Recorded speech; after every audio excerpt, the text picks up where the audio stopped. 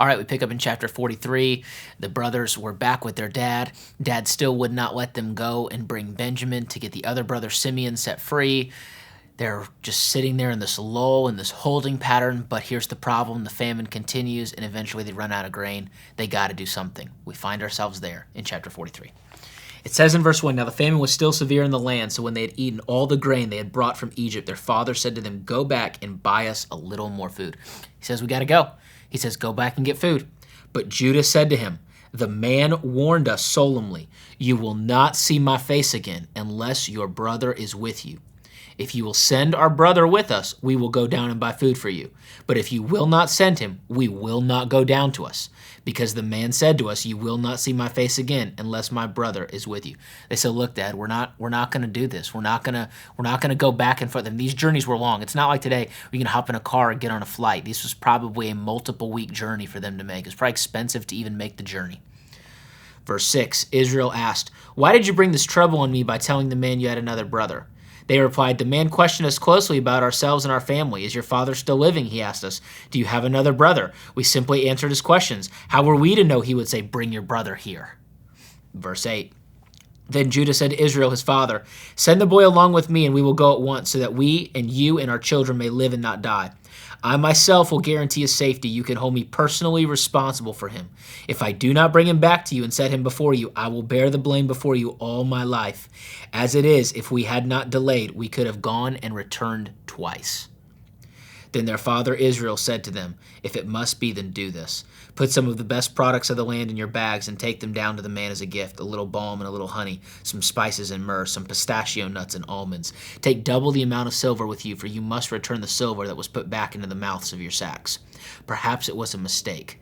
Take your brother also and go back to the man at once, and may God Almighty grant you mercy before the man, so that he will let your other brother and Benjamin come back with you. As for me, if I am bereaved, I am bereaved." He says, "Look, I got no choice." It's not that Jacob wanted to.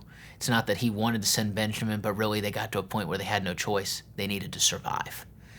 And so begrudgingly he sends Benjamin with Judah, and Judah says, "If something happens, my family, my name, we will bear the blame." So they get everything together. They get gifts to give to Joseph, or in their eyes, the Prince of Egypt. They get these gifts together. They get double the money. They don't want to be perceived as evil in any way. They're going, looking to trade so that they can continue to exist, if you will. Verse 15. So the men took the gifts and double the amount of silver, and Benjamin also. They hurried down to Egypt and presented them to Joseph. When Joseph saw Benjamin was with them, he said to the steward of his house, "Take these men to my house, slaughter an animal, and prepare a meal. They are to eat with me at noon." The men did just as Joseph told them, and took the men to Joseph's house. Now the men were frightened when they were taken to his house. They thought, "We were brought here because of the silver that was put back in our sacks the first time. He wants to attack us and overpower us and seize us as slaves and take our donkeys." So they went up to Joseph's steward and spoke to him at the entrance to the house. "We beg your pardon, our lord," they said. "We came down here the first time to buy food. But at the place where we stopped for the night, we opened our sacks, and each of us found a silver, the exact weight, in the mouth of a sack. So we have brought it back with us. We have also brought additional silver with us to buy food. We don't know who put our silver back in our sacks." "It's all right," he said. "Don't be afraid. Your God, the God of your father, has given you treasure in your sacks. I received your silver." Then he brought Simeon out to them. The steward took the men into Joseph's house, gave them water to wash their feet, and provided fodder for their donkeys. They prepared their gifts for Joseph's arrival at noon because they had heard that they were to eat there. When Joseph came home, they presented to him the gifts they had brought into the house, and they bowed down before him to the ground. He asked them how they were, and then he said, "How is your aged father you told me about? Is he still living?" Verse 28, they replied to Joseph. They're having conversation. They still don't realize that this is Joseph, but Joseph is questioning them about his family, about his dad. And they said, "Your servant, our father, is still alive and well." And they bowed down, prostrating themselves before him. They took a position of honor and of reverence. This was something in their custom and in their culture would have been done before a great leader in Egypt. As he looked about and saw his brother Benjamin, his own mother's son. Reminder, Rachel had two sons, Joseph and Benjamin. This was later on. These were the 11th and 12th sons that Jacob would have, his last two. He says, "Is this your youngest brother, the one you told me about?" And he said, "God be gracious to you, my son." Deeply moved at the sight of his brother, Joseph hurried out and looked for a place to weep. He went into his private room and wept there. After he washed his face, he came out, and controlling himself, he said, "Serve the food." They served him by himself and the brothers by themselves, and the Egyptians who ate with him by themselves, because Egyptians could not eat with Hebrews, for that was detestable to the Egyptians. The men had been seated before him in order of their ages, from the firstborn to the youngest, and they looked at each other in astonishment. When portions were served to them from Joseph's table, Benjamin's portion was 5 times as much as anyone else's. So they feasted and drank freely with him. It says that they had a meal with Joseph, that they were spending time with Joseph, but they still don't know that it's Joseph.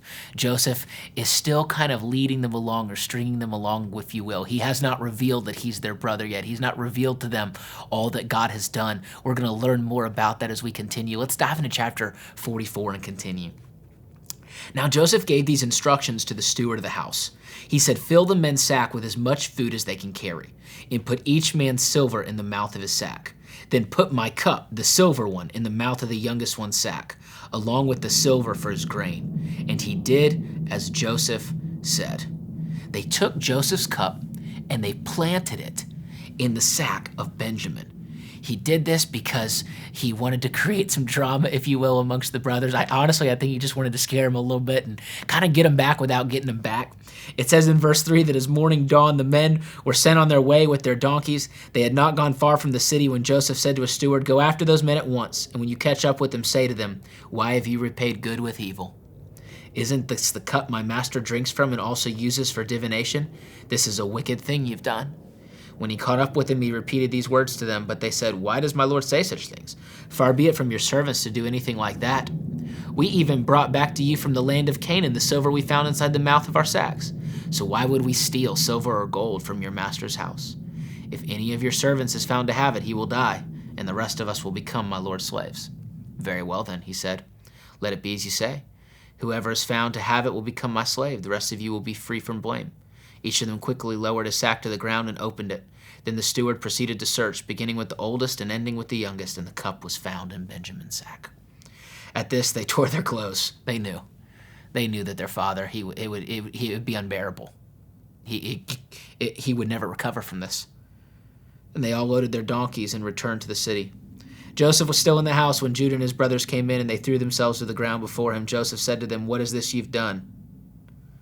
What is this you've done? Don't you know that a man like me can find things out by divination? Don't you know that things are revealed to me?" "What can we say to you, my lord?" Judah replied. "What can we say? How can we prove our innocence? God has uncovered your servant's guilt. We are now my lord's slaves, we ourselves and the one who was found to have the cup." But Joseph said, "Far be it from me to do such a thing. Only the man who was found to have the cup will become my slave. The rest of you go back to your father in peace." He says, "Benjamin will stay with me. The rest of you go. I don't need you. I'll just take Benjamin." Then Judah went up to him and said, "Pardon your servant, my lord. Let me speak a word to my lord. Do not be angry with your servant, though you are equal to Pharaoh himself. My lord asked his servants, 'Do you have a father or brother?' And we answered, 'We have an aged father, a young son, born to him in his old age. His brother is dead, and he is the only one of his mother's sons left, and his father loves him. Then you said to your servants, Bring him down to me so I can see him for myself. And we said to the Lord, The boy can't leave his father. If he leaves him, his father will die. But you told your servants, Unless you come, you won't see me again. When we went back to our dad, we told him what you said. And our dad told us, Go back and buy some food." Verse 26, but we told him we can't go down without Benjamin. He won't see us unless we send Benjamin. Verse 27, your servant, my father, said to us, You know that my wife bore 2 sons. One of them went away from me, and I said, He has surely been torn to pieces, and I have not seen him since.